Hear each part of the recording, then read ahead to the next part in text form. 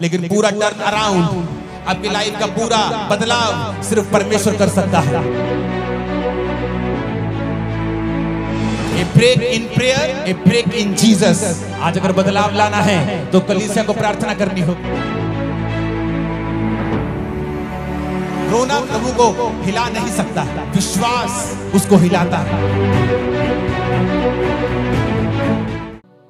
Bible कहती जब Israeli लोग प्रार्थना कर रहे थे कि परमेश्वर हमें राजा की गुलामी से छुड़ा, क्योंकि वचन कहता है कि राजा ने उन्हें कठिन कठिन कामों से उनकी जिंदगी को दुखी कर दिया था, बोझ के नीचे उनकी जिंदगी को कर दिया था। और वचन कहता है कि वो परमेश्वर की भविष्यवाणी को याद करने लगे कि प्रभु ने कहा था कि 400 साल के बीतने के बाद मैं अपने लोगों को मिस्र से छुड़ा लूंगा।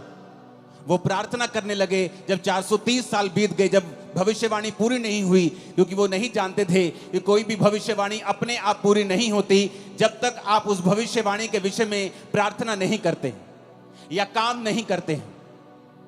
इसलिए नए नियम में लिखा हुआ है कि भविष्यवाणियों को तुच्छ ना जाना जाए, और जो भविष्यवाणी तेरे विषय में की गई हैं उनके अनुसार तू एक अच्छी लड़ाई को लड़े। पौलुस ने अपने बेटे, अपने स्पिरिचुअल संत तिमुथियुस से यह कहा। इसका मतलब भविष्यवाणियां अपने आप पूरी नहीं होती जब तक कि उन भविष्यवाणियों के विषय में लड़ा ना जाए। और हमारी लड़ाई इंसानों से नहीं, किसी पार्टी से नहीं, किसी धर्म से नहीं, बल्कि शैतान से है। और हम परमेश्वर के सामने भी प्रार्थना में लड़ते हैं, जिस तरह याकूब लड़ा था और जीत गया था। तो वचन कहता है कि हमें प्रार्थना करना जरूरी है, और उन भविष्यवाणियों के विषय में जो हमारे लिए की गई हैं उनके लिए भी हमें लड़ना जरूरी है, यानी प्रार्थना में फाइट करना जरूरी है। तो वचन कहता है कि जब वो फंस गए वहां पर, उन्होंने प्रार्थना करनी शुरू की। जब उन्होंने प्रार्थना करनी शुरू की तो परमेश्वर ने अपने दास को भेजा, उन्होंने मूसा को भेजा। और बाइबल कहती है मूसा के वचनों के ऊपर जिन्होंने मन लगाया और यह विश्वास किया कि मूसा अपने आप से नहीं आया है, मूसा परमेश्वर की ओर से आया है, और जो परमेश्वर की ओर से ये वचन कहेगा हम उस वचन के ऊपर यकीन करेंगे और हमारी जिंदगी सेम नहीं रहेगी और हम गुलामी से छुड़ाए जाएंगे। वो गुलामी चाहे बीमारी की हो, वो गुलामी चाहे शैतान की हो, वो गुलामी चाहे मानसिक हो, डिप्रेशन की हो, वो गुलामी किसी भी तरह की हो सकती है आपकी लाइफ में। लेकिन वचन ये कहता है कि जब आप परमेश्वर के वचन को सुनते हैं और फैसला कर लेते हैं कि आज से मैं अपना दिल दिमाग परमेश्वर के वचनों के ऊपर लगाऊंगा, तो वचन कहता है वो गुलामी नहीं रहती। परमेश्वर आपको बंधनों से छुड़ाता है और गुलामी से छुड़ाता है। और उस वचन को जो उसने मूसा को दिया था और लोगों को छुड़ा लिया था, आज मेरा विश्वास है कि परमेश्वर जो वचन आपके लिए देने वाले हैं वो पूरी तरह से आपको और आपके परिवार को छुड़ा लेगा। इस मसीह जिंदगी में क्या सबसे ज्यादा जरूरी है, क्या है सबसे ज्यादा इंपॉर्टेंट हमारी लाइफ में? आज जितने क्रूसेड्स आज तक मैंने किए हैं, मैं one of the most important word मैं आज आप लोगों के लिए लेके आया हूं। कल रात से मैं परमेश्वर की प्रेजेंस में था, अपने परिवार के साथ नहीं था, और प्रभु से कह रहा था कि परमेश्वर तेरा आत्मा मुझ पे जाहिर करे कि तू अपने लोगों से क्या कहना चाहता है। तो वचन कहता है याकूब 5 उसकी 16 से 20 आयत में, इसलिए तुम आपस में एक दूसरे के सामने अपने अपने पापों को मान लो और एक दूसरे के लिए प्रार्थना करो जिससे चंगे हो जाओ। धर्मी जन की प्रार्थना के प्रभाव से बहुत कुछ हो सकता है। एलिया भी तो हमारे समान दुख सुख भोगी मनुष्य था, और उसने गिड़गिड़ाकर प्रार्थना की कि मेह ना बरसे, तो 3.5 साल बारिश यानी मेह नहीं बरसा। फिर उसने प्रार्थना की, आकाश से वर्षा हुई और भूमि फलवंत हुई।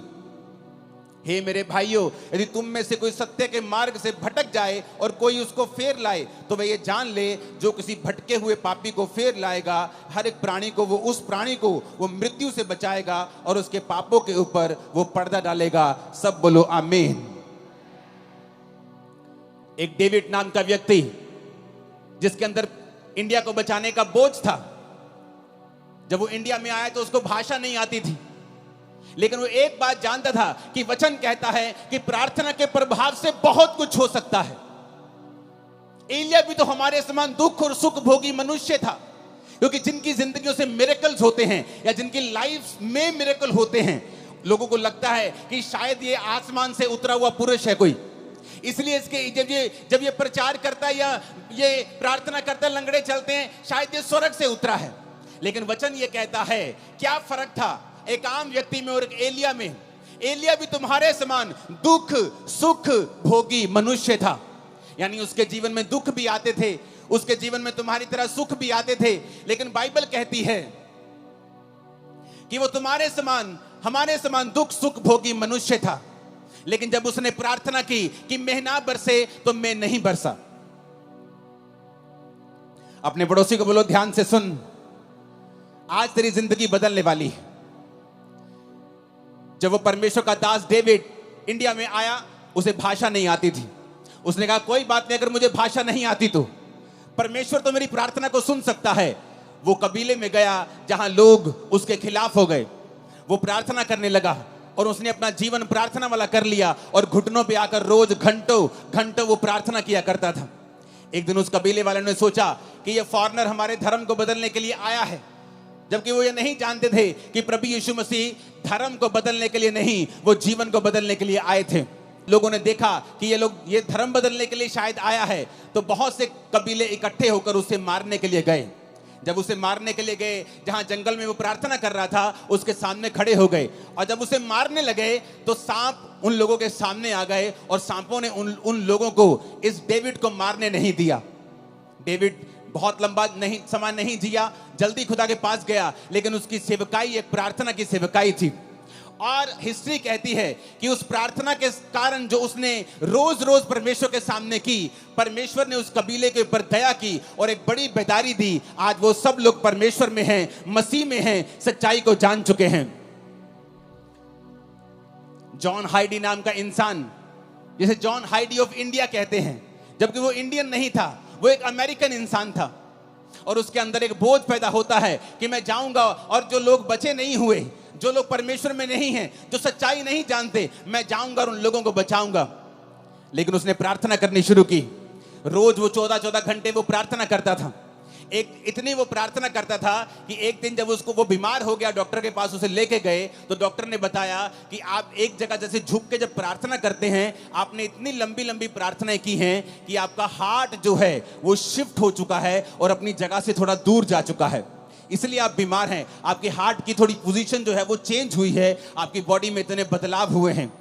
लेकिन डॉक्टरों के कहने के बावजूद भी वो प्रार्थना करता रहा, रोज प्रार्थना करता रहा, अपने घुटनों के ऊपर प्रार्थना करता रहा। और एक समय ऐसा आया कि परमेश्वर ने जिस इलाके में उसको भेजा था, उस इलाके में एक बेदारी शुरू हुई। लाखों लाखों करोड़ों लोग परमेश्वर में आने शुरू हुए। जब आज आप उन इलाकों में जाकर देखेंगे तो 100%, 90% लोग मसीह में आ चुके हैं और परमेश्वर को ग्रहण कर चुके हैं।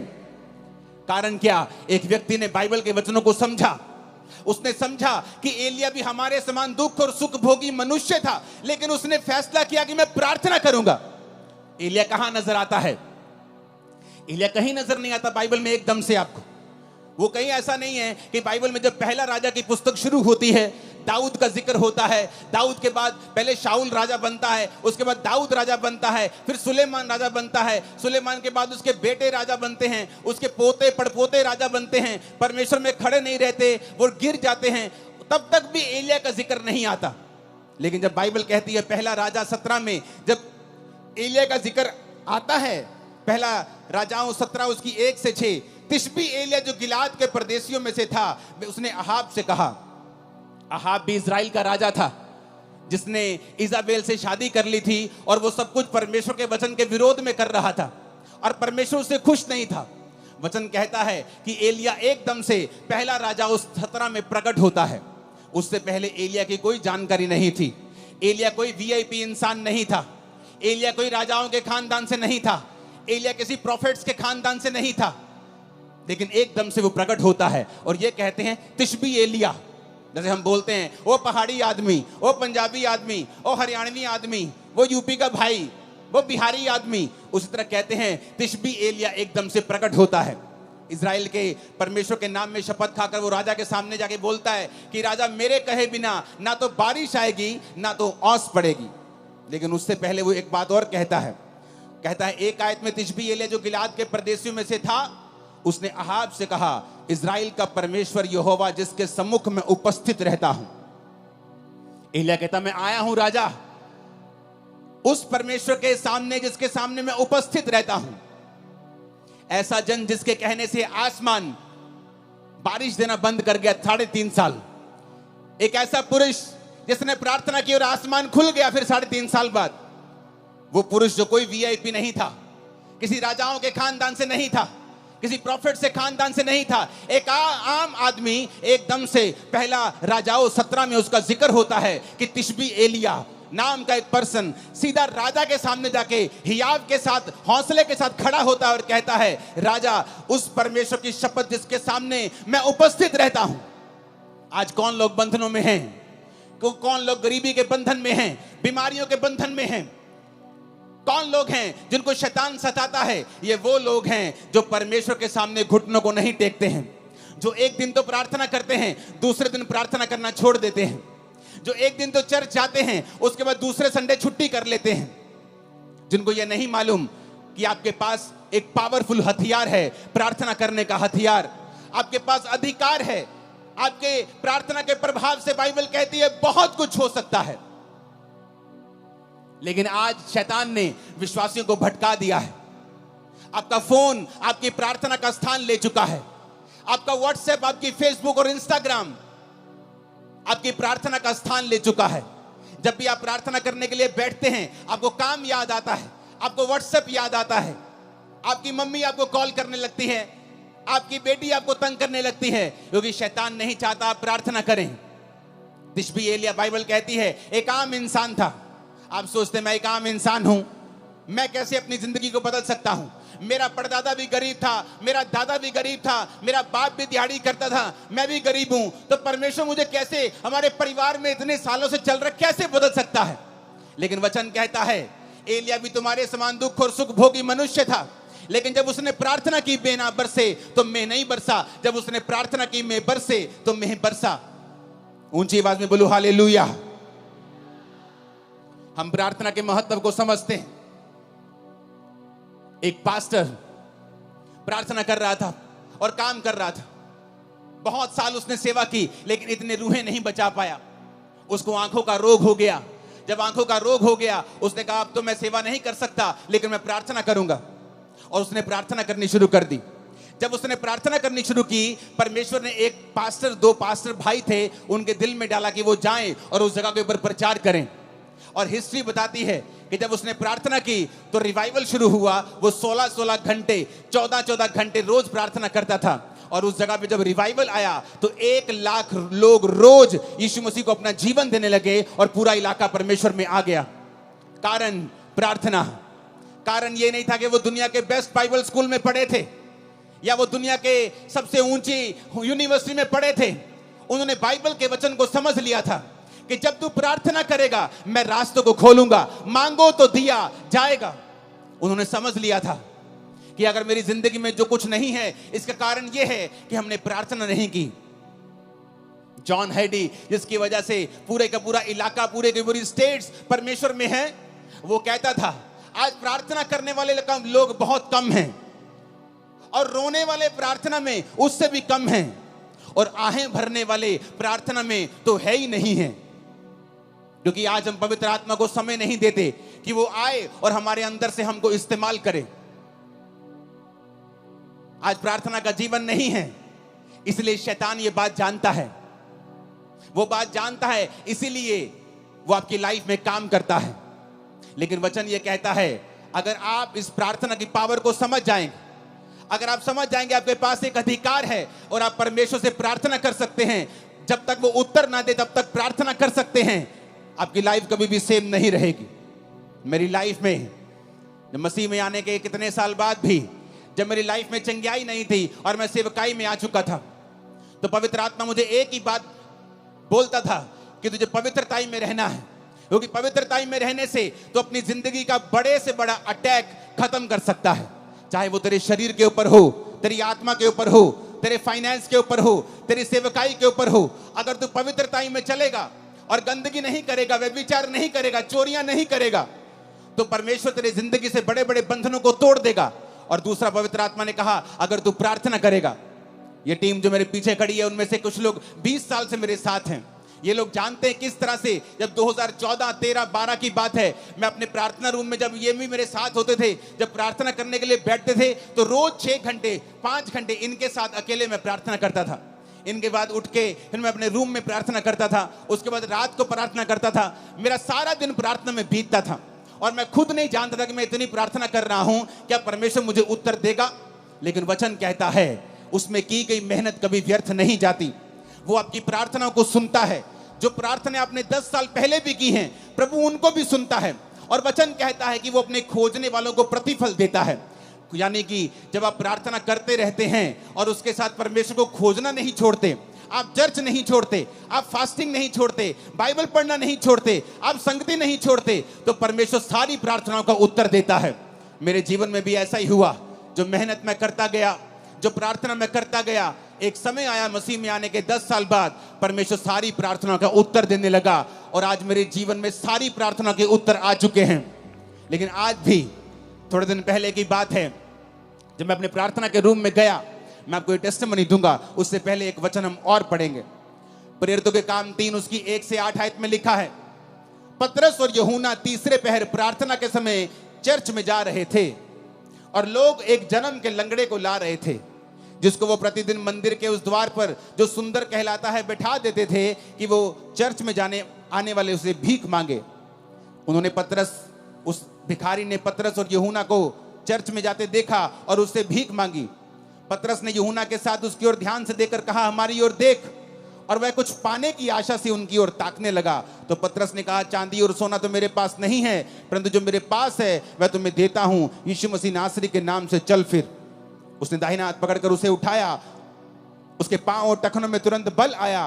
वो उछलकर खड़ा हो गया, चलने फिरने लगा, चलता कूदता प्रभु की स्तुति करता हुआ उस चर्च में गया। वचन कहता है आज बहुत से लोग चाहते हैं कि उनकी मिनिस्ट्रीज में लंगड़े चलें, उनकी जिंदगियों से भी बड़े बड़े काम हों। जब वो प्रचार करें उनकी मिनिस्ट्री से भी बड़े बड़े काम हों। लेकिन अगर आप ध्यान से बाइबल पढ़ेंगे तो पतरस और यूहन्ना उस समय लंगड़ा चलाने के लिए या हीलिंग करने के लिए चर्च में नहीं आ रहे थे। वचन कहता है वो प्रार्थना करने के लिए चर्च में जा रहे थे। उनके लिए प्रार्थना इतनी इंपॉर्टेंट थी कि वो घर बैठ के प्रार्थना नहीं करना चाहते थे। वो ऐसे ही उठे कि तीसरा पहर है, चलो प्रार्थना करने के लिए वो घर से निकलते थे। प्रार्थना करने का एक इंपॉर्टेंस, एक महत्वता, एक बड़ा स्थान उनकी लाइफ में था। आज लोग कैसे प्रार्थना करते हैं? मोबाइल ऑन करके, टीवी ऑन करके, बच्चों के साथ कुकर के ऊपर दाल चढ़ा के, राजमा चढ़ा के, और साथ साथ में देखते भी रहेंगे कितनी सीटी हो गई। जैसी आपकी प्रार्थना है फिर वैसा ही रिजल्ट है। टूटी हुई प्रार्थना, बिना फोकस की प्रार्थना और टूटी हुई जिंदगी और टूटा हुआ रिजल्ट, चाहे वो सेवकाई में हो चाहे वो लाइफ में हो। इधर वो जा रहे हैं, कहां? चलो आओ चर्च में चले, तीसरे में प्रार्थना करने के लिए। कहां है? चलो 5 किलोमीटर, चलो चलते हैं चर्च में प्रार्थना करने के लिए। अरे क्या प्रार्थना करने के लिए इतनी दूर जाना? चलो किसी कमरे में बैठ के थोड़ा सा कर लेते हैं प्रार्थना। इंपॉर्टेंस, महत्वता, प्रार्थना के जीवन को कीमती समझना, उसे स्पेशल समझना। अफ्रीका के जाके हिस्ट्री देखो, जिन पास्टर्स ने उन्हें बदला है वो अपनी जिंदगी में 90-92% अपना पैसा परमेश्वर को देते, सिर्फ 8% रखते थे अपने पास। 14 घंटे रोज प्रार्थना करते थे और बोलते थे कि जिस पास्टर की प्रार्थना 8 घंटे से कम है वो अपने आप को फुल टाइम पास्टर बोलना बंद कर दे। और बोलते थे कि जब हम प्रार्थना नहीं करते थे, जोर जोर से बोलते थे, लोग समझते नहीं थे। जब हम प्रार्थना करके जाते थे तो हम जो भी बोलते थे लोगों के हृदय में जाता था और लोग चेंज होते थे। कारण क्या? प्रार्थना।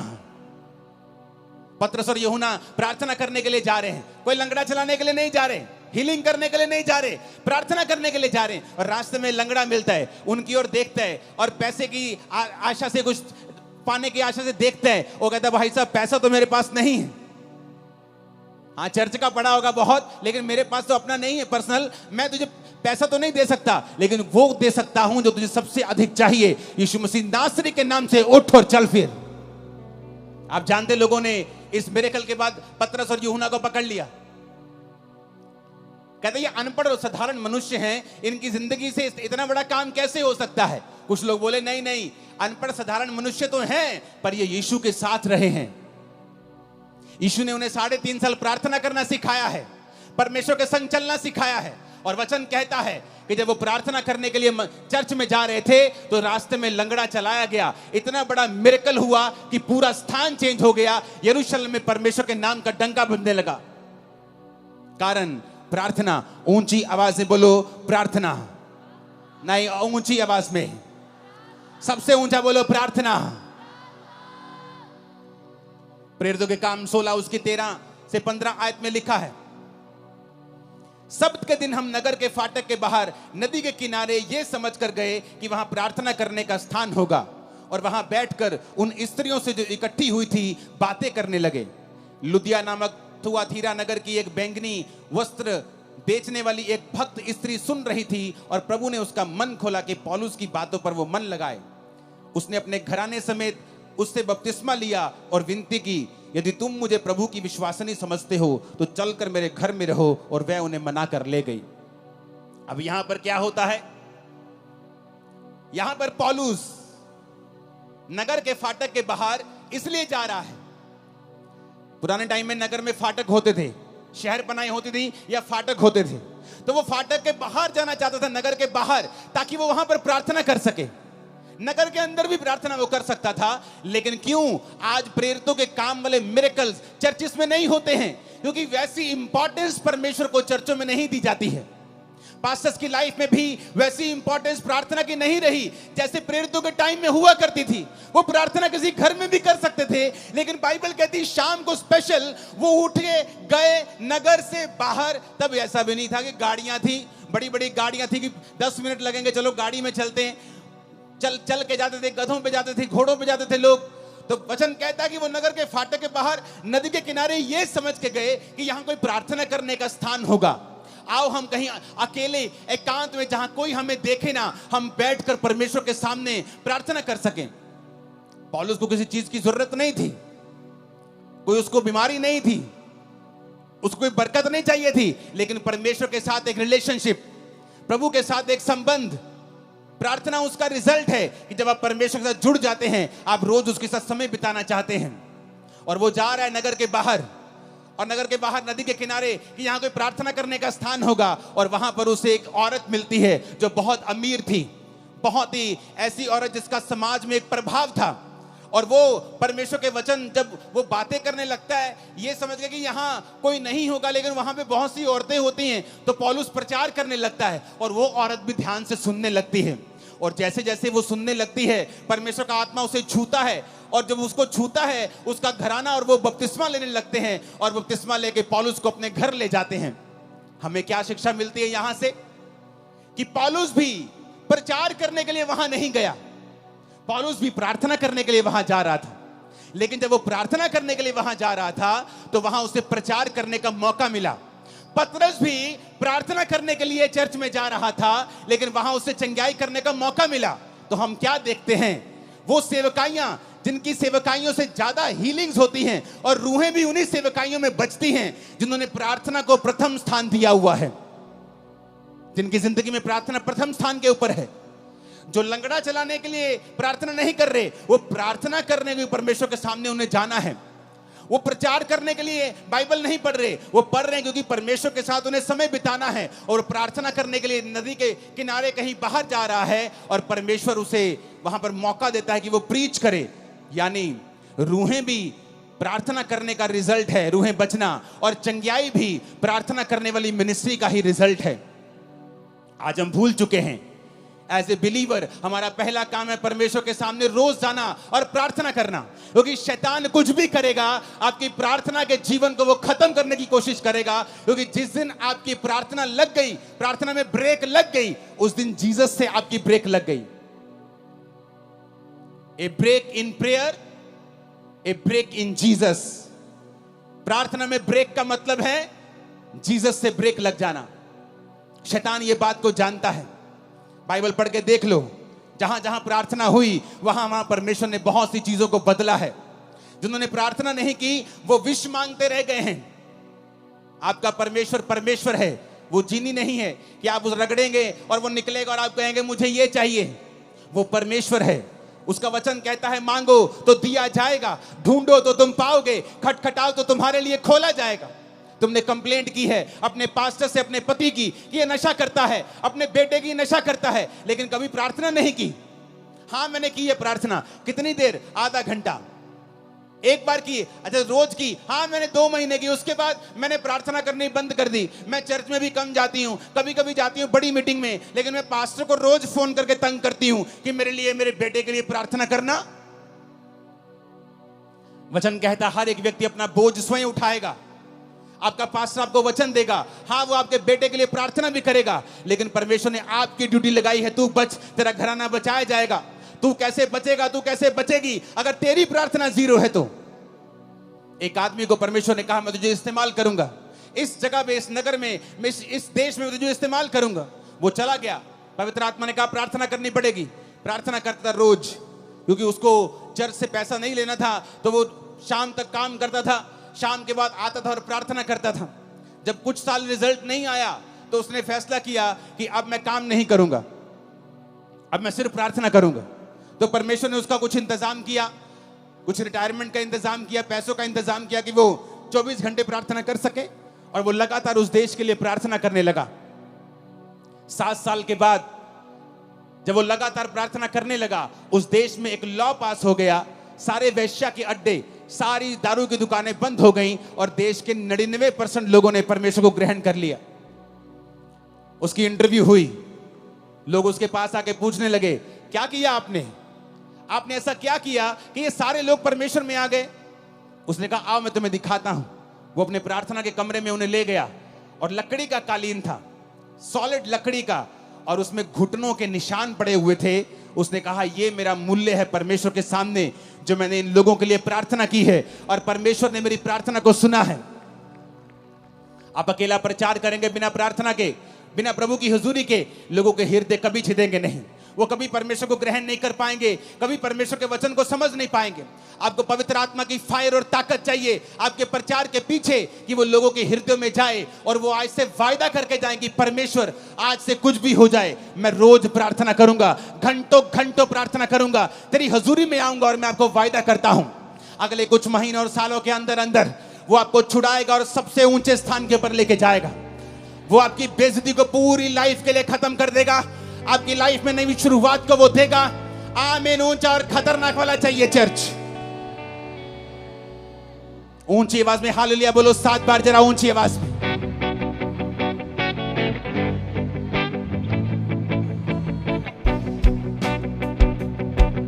Hallelujah, hallelujah. अगर आप प्रार्थना नहीं करेंगे, हन्ना अपने पति से लड़ती थी रोज, मेरे बेटा क्यों नहीं, मेरे बच्चा क्यों नहीं है। वो कहता मैं क्या परमेश्वर हूं, मैं क्या खुदा हूं, मेरी दूसरी पत्नी के है, अगर तेरे नहीं, तब 1 से ज्यादा शादियां होती थी पुराने नियम में। उसने कहा अगर तेरे नहीं है तो मैं क्या कर सकता हूं, क्या मैं परमेश्वर हूं? अगर परमेश्वर ने तेरी कोख को बंद कर दिया है तो मैं क्या कर सकता हूं। उसका रोना उसको बच्चा नहीं दिला पाया, रोज रोती थी, बच्चा नहीं हुआ, रोज कर लाती थी, कंप्लेंट भी करती होगी, परमेश्वर को ताने भी मारती होगी, कुछ नहीं हुआ। एक दिन हन्ना ने फैसला कर लिया, पहला शमूएल 1 उसकी 9 से 20 आयत में लिखा है कि हन्ना एक दिन परमेश्वर के घर में गई और वहां प्रार्थना करने लगी। और प्रार्थना कैसी की? दिल से, टूटे हुए मन के साथ, क्योंकि वचन कहता है वो टूटे और पिसे हुए दिल को कभी तुच्छ नहीं जानता। उसने परमेश्वर से प्रार्थना की कि परमेश्वर अगर तू अपनी दासी के दुख की ओर दृष्टि करे और मेरे को बेटा दे, तो मैं तेरे भवन में वो बेटा तेरी सेवा के लिए दे दूंगी। और उसके होंठ हिलते थे, क्योंकि वो पूरे मन से प्रार्थना कर रही थी, आंसुओं के साथ, लेकिन सुन नहीं रहा था वो क्या कह रही है। उस घर के सेवक ने समझा कि ये नशे में है। उसने कहा ए औरत, अपना नशा छुड़ा, अपना नशा छोड़ दे, क्या वक वक बुड़बुड़ कर रही है तू। उसने कहा मैं नशे में नहीं आई हूं प्रभु के दास, मैंने जो कुछ भी अब परमेश्वर को कहा है बहुत ही शोकित और कुड़ाई जाने के कारण कहा है। लोगों ने मुझे ताने मारे हैं, मेरी सौतन ने मुझे ताने मारे हैं, सास ने, सब ने ताने मारे हैं, मेरा दिल टूट गया है। मैंने फैसला कर लिया है कि मैं अपना जीवन प्रभु को दूंगी, मैं प्रार्थना करूंगी और परमेश्वर को अपना बेटा भी चढ़ा दूंगी। आपका एक फैसला प्रार्थना करने का, आपका एक फैसला सेवा करने का, आपका एक फैसला पवित्रताई में चलने का, आपकी पूरी लाइफ की बेइज्जती को बड़ी इज्जत में चेंज कर देगा। मैं भविष्यवाणी कर रहा हूं। आपकी सेवकाई को पूरी तरह से बदल देगा। मैं भविष्यवाणी कर रहा हूं। आपके बच्चों की लाइफ को पूरी तरह से बदल देगा। मैं भविष्यवाणी कर रहा हूं। आमीन। ऊंचाई आशीष आपकी है चर्च। Hallelujah, hallelujah. क्या आज आप फैसला करते हैं प्रार्थना करने का? क्या फैसला करते हैं? ये जानते हैं कि कोई भी व्यक्ति, कोई भी रिश्तेदार, कोई समाज, आपके एरिया का कोई बड़ा व्यक्ति भी आपकी लाइफ को चेंज नहीं कर सकता है। कुछ देर के लिए आपकी हेल्प कर सकता है, लेकिन पूरा टर्न अराउंड, आपकी लाइफ का पूरा बदलाव सिर्फ परमेश्वर कर सकता है। और वो तो आपको कहता है, ये दुनिया के थके हारे और बोझ नीचे दबे लोगों, मेरे पास आओ, मैं तुम्हें विश्राम दूंगा। मुझसे सीखो, मैं मन में दीन हूं, नम्र हूं। अपना जुआ मुझे दे दो। तुम्हारा जुआ भारी है, तुम्हारा बोझ भारी है, तुम्हारी बीमारियों का बोझ तुम नहीं उठा पाओगे, डिप्रेशन का बोझ तुम नहीं उठा पाओगे। मेरा बोझ ले लो। उसका बोझ क्या है? प्रार्थना करना उसका बोझ है, रूहों को बचाना उसका बोझ है, परमेश्वर के वचन के अनुसार चलना उसका बोझ है। उसने कहा तुम मेरे अनुसार चलो तो तुम अपने मन में विश्राम पाओगे। वो विश्राम जो बड़े बड़े खरबपतियों को दिल में नहीं है। सब कुछ होते हुए इसलिए वो सुसाइड कर लेते हैं। बड़े बड़े मिलियन फॉलोअर्स वाले, 20 मिलियन फॉलोअर्स वाले सुसाइड कर लेते हैं क्योंकि उनके मन में विश्राम नहीं है। और जीसस ने कहा, हे दुनिया के थके हारे और बोझ नीचे दबे लोगों, मेरे पास आओ, मैं तुम्हारा धर्म बदलूंगा। ये लिखा नहीं, उसने कहा मैं तुम्हें विश्राम दूंगा। वो विश्राम जो दुनिया तुम्हें नहीं दे सकी, इंस्टाग्राम और फेसबुक नहीं दे सके, वो विश्राम जो सोशल मीडिया तुम्हें नहीं दे सका, तुम्हारा घराना नहीं दे सका, मैं तुम्हें वो विश्राम दूंगा। मेरे पास आओ, मैं तुम्हें विश्राम दूंगा। मुझसे सीखो, मैं नम्र और दीन हूं। अपना बोझ, अपना क्रूस मुझे दे दो और मेरा क्रूस उठा लो, क्योंकि उसका क्रूस हल्का है, उसका बोझ हल्का है। आज अगर बदलाव लाना है तो कलीसिया को प्रार्थना करनी होगी, उसको रोज परमेश्वर की प्रेजेंस में जाना होगा और घंटों परमेश्वर की हुजूरी में बिताने होंगे। देखना फिर क्या होता है। आज बहुत से कम विश्वासी ऐसे हैं जो बेदारी के लिए प्रार्थना कर रहे हैं। बहुत से कम विश्वासी हैं, आप में से बहुत से कम ऐसे होंगे जिसने इस एरिया की बेदारी के लिए प्रार्थना की है। जब आप परमेश्वर के कामों के लिए इस्तेमाल होने लगते हैं, आप प्रभु के लिए, दासों के लिए, प्रभु की सेवकाइयों के लिए, प्रभु के राज्य के लिए प्रार्थना करने लगते हैं और प्रभु के सामने रोज जाने लगते हैं, वो आपके पर्सनल कामों में भी करता है, आपके पर्सनल कामों को भी प्रायोरिटी पे करता है, आपकी हीलिंग को भी वो करता है, आपको चंगा भी करता है, आपके घराने को बचाता भी है, आपको ब्लेस भी करता है, गरीबी के दलदल से आपको बाहर भी निकालता है। जो होने वाला है आज रात के बाद, आप आए किसी और तरीके से, जाएंगे नहीं यीशु मसीह के सामर्थी नाम से। आप हो सकता है एक बांझ के रूप में यहां आए हों, लेकिन एक फलवंत स्त्री के रूप में भविष्यवाणी करता हूं, यहां से जा रहे हैं वापिस यीशु मसीह के नाम में। आमीन। चाहिए आशीष आपकी है चर्च। आप तैयार हैं परमेश्वर को अपना जीवन देने के लिए? आप तैयार हैं प्रार्थना करने के लिए? वही परमेश्वर हन्ना को रोज देखता होगा। हन्ना रोज बुड़बुड़ करती है, मेरे पुत्र क्यों नहीं हैगा, मेरे कुड़ी क्यों नहीं हैगी। अपने हस्बैंड से रोज लड़ती है। हस्बैंड रोज कहना, मैं रब्बा, मैं कोई रब्बा, मैं की करा। लड़ाई उसको कुछ नहीं दे पाई, खाना नहीं खाती, खाना छोड़ देती थी, कुछ नहीं हुआ। और एक फैसला किया, एक दिन मैं जाऊंगी और प्रार्थना करूंगी। सब कुछ बदल गया। मेरी लाइफ, मेरी सेवकाई प्रार्थना से बदली है। सब कुछ प्रार्थना से बदला है, परमेश्वर ने किया है। जब आप अपनी रिक्वेस्ट को, विनती को धन्यवाद के सहित परमेश्वर के सामने ले जाएंगे, उसने कहा मेरी शांति तो तेरी समझ से परे है, तेरे अंदर वास करेगी, तेरे विचारों को सुरक्षित रखेगी। आज हम बेचैनी में घूमते हैं, हर टाइम बेचैनी, हर टाइम चिंता, हर टाइम चिंता, हर टाइम वरी। क्यों? क्योंकि हम प्रार्थना करने वाले लोग नहीं हैं। अगर हम प्रार्थना करेंगे तो चिंता नहीं रहेगी, प्रार्थना करेंगे डिप्रेशन नहीं रहेगा, प्रार्थना करेंगे बीमारियां नहीं होंगी, क्योंकि बाइबल कहती है मुझ में की गई मेहनत कभी व्यर्थ नहीं होती। परमेश्वर ने कहा जब मैं परमेश्वर में आया और प्रभु के बारे में मुझे मालूम हुआ, जब पहली प्रार्थना मेरे सिर पर हाथ रख के हुई थी, मैं कंप्यूटर इंजीनियर था, तब पहली प्रार्थना में समझ आ गई थी, क्योंकि मैं सब जगहों पे जा चुका था, सुसाइड करने वाला था, लेकिन ये बीमारियां और ये डिप्रेशन, नशे मुझे छोड़ के नहीं जा रहे थे। जिस दिन पहली प्रार्थना में समझ आ गई थी कि मेरे जीवन में सचमुच परमेश्वर बड़े काम कर सकता है, जो पहला करंट मुझे प्रार्थना का लगा था, उससे मुझे समझ आ गई थी, लेकिन मैं हील नहीं हुआ, चंगा नहीं हुआ। और एक दिन पवित्र आत्मा ने मुझसे कहा वचन के जरिए, क्योंकि वचन मुझे पढ़ना पड़ता था, नहीं तो मेंटली अपसेट के अटैक होते थे मुझे, तो बाइबल पढ़ने से मेरे वो ठीक हो जाते थे। तो बाइबल पढ़ते पढ़ते वचन आया, हे मेरे प्रिय भाइयों, हियाव बांधो, दृढ़ रहो, क्योंकि तुम जानते हो मसीह में की गई मेहनत कभी व्यर्थ नहीं जाती। यहां लगा यह वचन दिल में, रेमा बन गया, मेहनत करनी शुरू की, 40 रोजे रखे, साल में 1 बार, 2 बार, 3 बार, 4 बार, 5 बार, 5वीं बार या 6ठी बार रोजे थे तो परमेश्वर ने मुझे छुआ और 2005 में उस डिप्रेशन से पूरी तरह आजाद कर दिया। आज 25 हो चुका, 20 साल से मैं पूरी तरह से आजाद हूं, नशे से, डिप्रेशन से। कारण क्या? प्रार्थना, जो परमेश्वर ने हमें अधिकार दिए हैं।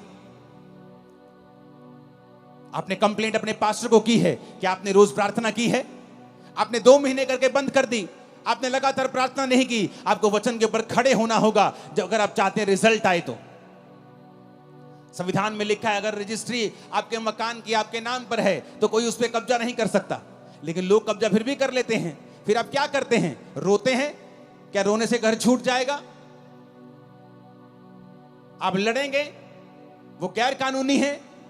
क्या करेंगे? आप केस करेंगे, कोर्ट में जाएंगे, संविधान के मुताबिक बताएंगे जज को संविधान में ये लिखा है और ये लॉ के मुताबिक ये मेरा मकान है। लेकिन आपको ये भूल गया कि बाइबल आपका संविधान है। शैतान ने आपकी सेहतों के ऊपर कब्जा किया हुआ है, आपके बच्चों को नशों में लगाया हुआ है, उसने आपके घराने पे, आपके फाइनेंस पे कब्जा किया हुआ है। आप सिर्फ रोते हैं, रोने से कुछ नहीं होगा। कंप्लेंट करते हैं, उससे भी कुछ नहीं होगा। आपको परमेश्वर के सामने जाना होगा, घुटने टेकने होंगे, हाथों को उठाना होगा, स्वर के परमेश्वर की ओर दुहाई देनी होगी और वो खोल देगा आसमान। मैं आपको फिर कह रहा हूं, वो आसमान खोल देगा और आपको उसी ऊंचाई पर लेके जाएगा जिसके लिए आपको उसने पैदा किया है। लेकिन हमें फैसला करना होगा कि हमारा सोता परमेश्वर है या नहीं। क्योंकि आपने कंप्लेंट भी करके देख ली, आपने रो लिया, अपने बच्चों से लड़ लिया, अपने हस्बैंड से लड़ लिया, अपनी वाइफ से लड़ लिया, अपने भाई से लड़ लिया, लड़के भी कुछ नहीं हुआ, रो लिया, करला लिया, कलेश डाल लिया, कुछ नहीं हुआ। परमेश्वर तुम्हें सिखाता है ना बल से ना शक्ति से, बल्कि उसकी आत्मा के द्वारा कि मेरे बेटे, मेरी बेटी, तुझे मेरे पास आना होगा। सेवकाई को चेंज करना है, मेरे पास आना होगा। जो लोग आपकी बात नहीं सुनते। 2011 में मैं बड़ा फ्रस्ट्रेट था। मिनिस्ट्री 7000 क्रॉस कर चुकी थी, 7000 की चर्च क्रॉस कर चुकी थी, लेकिन मैं बड़ा फ्रस्ट्रेट था क्योंकि मैं जैसा चाहता था वैसा काम नहीं होता था, टीम वैसा बिहेव नहीं करती थी। और मैं फ्रस्ट्रेट हुआ और मैं चला गया प्रार्थना में, देश को छोड़ दिया और 21 दिन के लिए प्रार्थना में चला गया। वो 21 दिन मैं अनमैरिड था, अपनी फैमिली से वैसे भी बहुत मैं कम बात करता था। मेरी मदर थी शायद, जो सेव हो चुके थे शायद 2011 में, वो भी नहीं हुए थे या एकदम से ताजे ताजे सेव हुए थे। कोई फैमिली मेंबर मुझसे बात नहीं करता था। बस 21 दिन सिर्फ प्रार्थना की। अपने होटल के कमरे में रहता था और जब प्रार्थना से उठता था तो मुझे मालूम नहीं होता था कि दोपहर का समय है कि रात का समय है कि सुबह है। मोबाइल छोटे होते थे, छोटा मोबाइल देखता कि कितना समय हो गया। फिर सोता था, फिर उठता था, प्रार्थना प्रार्थना। 21 दिन मैंने प्रार्थना की। जब मैं वापस आया, मेरी सेवकाई पूरी तरह से बदल गई। लोग मेरी बात सुनने लगे, टीम्स मेरी बात सुनने लगी।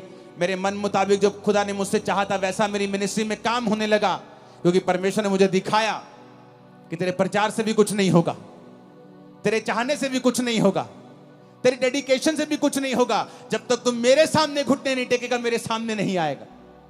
वो 21 दिन थे जब परमेश्वर ने मुझे सिखाया कि चाहे तेरी सेवकाई में 500 लोग हों या आने वाले समय के 5 लाख हों, तुझे रोज मेरी प्रेजेंस में बने रहना है, मेरी हजूरी में बने रहना है। तब समझ आई और उसके बाद मैं रोज अपने आप को प्रार्थना में देने लगा। अपनी लाइफ में प्रार्थना को प्रथम स्थान दिया। आज चाहे मैं शादीशुदा हूं, मेरे बच्चे हैं, मेरी फैमिली है, बड़ी सेवकाई चर्च है, सैकड़ों ब्रांचेस हैं, लेकिन मेरी प्रार्थना का समय बड़ा हुआ है, आगे से भी ज्यादा है मेरी प्रेयर का समय। क्योंकि मैं सीक्रेट जानता हूं, मैं ये भेद जानता हूं कि भेद है खुदा के साथ रहना, भेद है प्रार्थना करना, भेद है, तुम दुख और सुख भोगी मनुष्य हो। एलिया कोई स्वर्गदूत नहीं था। राजा के सामने जाके बोलना कि राजा मेरी जिम्मेवारी से बोलता हूं, तेरे देश में बारिश नहीं आएगी, यानी तेरा देश भूखा मरेगा। आज तो जमीन के नीचे से पानी निकाल लेते हो समर्सिबल से, तब ऐसा नहीं होता था। कुएं खोदने पड़ते, निकले पानी ना निकले उस इलाके में जहां वो रहता था। उसने जिम्मेवारी ली। दिलेरी कहां से आई? प्रार्थना से। बाल के नबियों को मार मार दिया, बड़े बड़े काम किए। फिर इजाबेल ने कहा एलिया आज तेरा सिर मैं धड़ से अलग कर दूंगी। एलिया भागा, एलिया भागा। उसका भागना, उसका डरपोकपन इस बात का सबूत था कि एलिया भी एक मनुष्य ही था।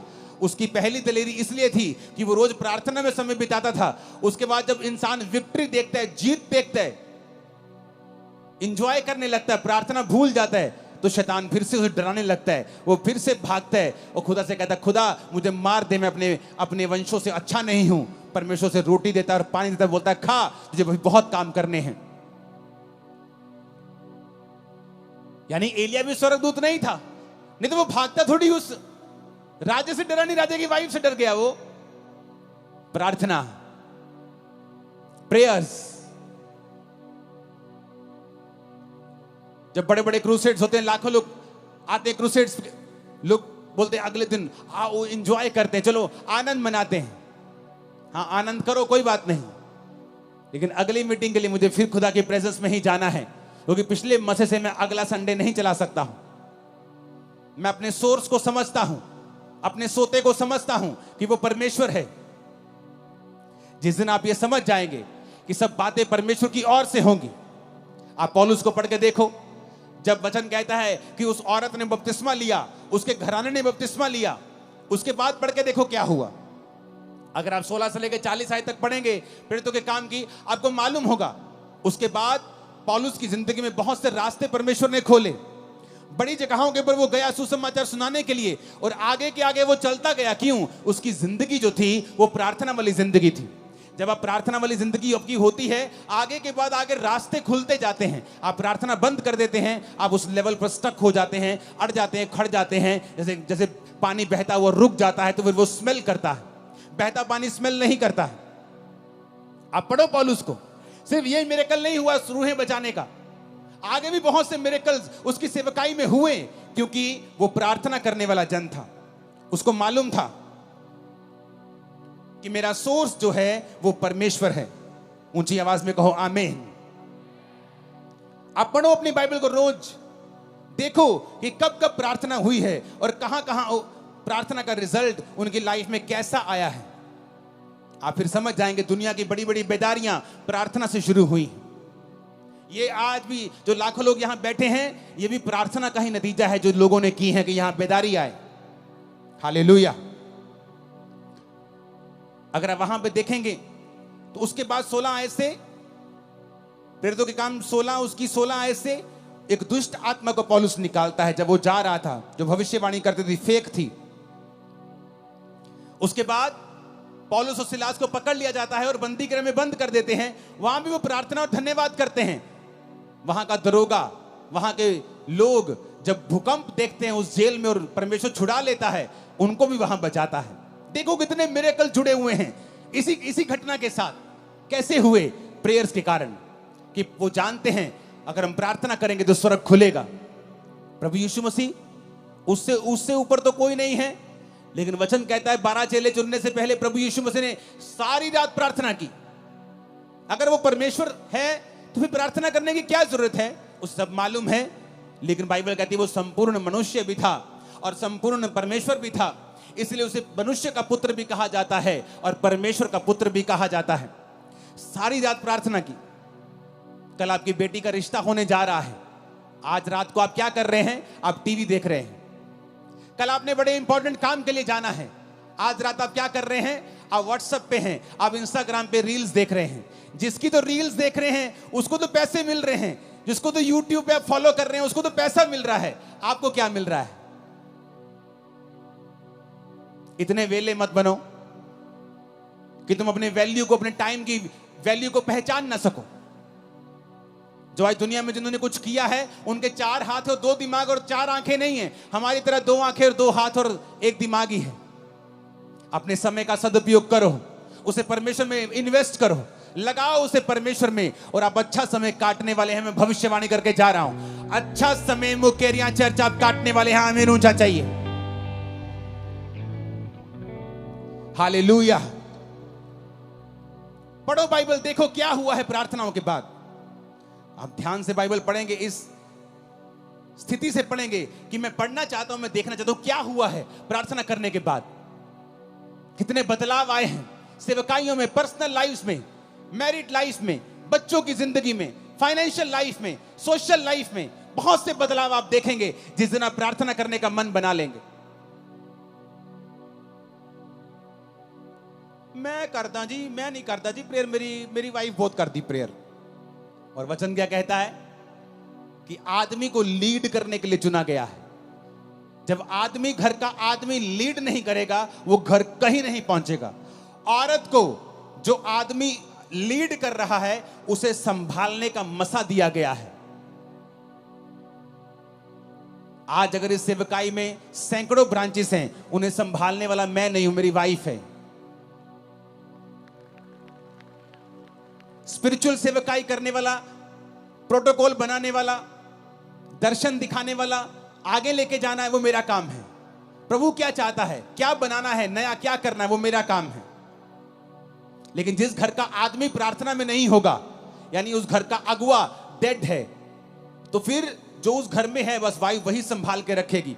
अगर वो उसके पास 200 है तो वो 200 को संभाल के रखेगी, 500 है तो 500 को संभाल के रखेगी, क्योंकि तुमने परमेश्वर से अगुवाई नहीं पाई है कि तुम आगे बढ़ सको। तुम आगे बढ़ोगे, तुम्हारी वाइफ उसे संभाल के रखेगी, पर तुम आगे तब बढ़ोगे जब परमेश्वर तुम्हारी आंखें खोलेगा और तुम्हारी अगुवाई करेगा।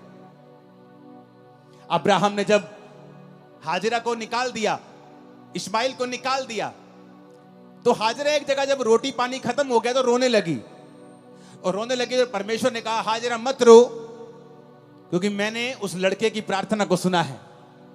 उसने कहा, उसने ये नहीं कहा हाजिरा तेरे रोने को मैंने देखा है। स्वर्गदूत कहता तेरे को नहीं देखा मैंने, तू रोना परमेश्वर को हिला नहीं सकता।